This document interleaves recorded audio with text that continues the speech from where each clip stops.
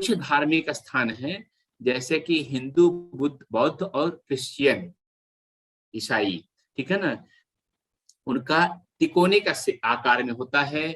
और दो धर्म है, सिख और मुस्लिम जो है, उनका गोल सा गुंबद जैसा होता है।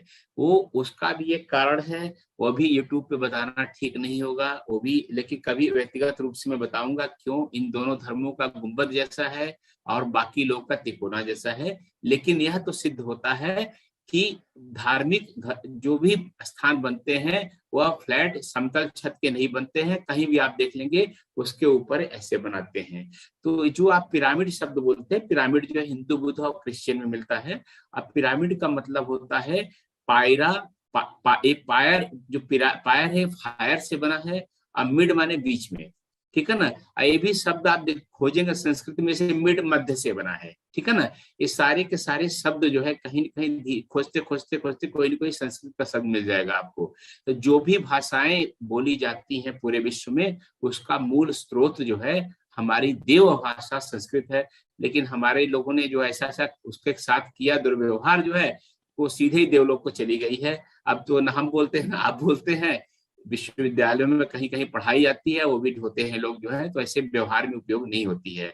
लेकिन वह बहुत ही वैज्ञानिक भाषा है। संस्कृत का आप जब बोलते हैं तो आपके पूरे जेनेटिक ऑर्डर पर जो है उसका असर पड़ता है। केवल अ आ इ ई करते हुए क ख से अंग तक बोल जाएंगे, सॉरी ज्ञ तक बोल जाएंगे, तभी भी आपके वाइब्रेशन जो होता है उसको आप चेक कर सकते हैं, ठीक है ना।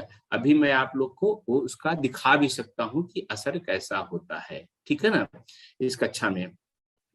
तो जो पिरामिड में इसको क्यों बता रहा हूँ कि जब आप एक देव मूर्ति या जो है अल्लाह मियाँ बैठे हैं, या अस्तित्व है, या ईसाई मरियम जी हैं वहां पर, ईसा मसीह हैं, या बुद्ध भगवान बैठे हैं, तो उनको भी ऊपर से पिरामिड लगाया जाता है या कोई ना कोई ऐसे आकार बनाया जाता है जिससे उसकी ऊर्जा बढ़े। तो इसका प्रयोग जो है वास्तु में बहुत ज्यादा होता है, लेकिन आप इसका प्रयोग जो है इसको बहुत तरीके से कर सकते हैं, ठीक है ना।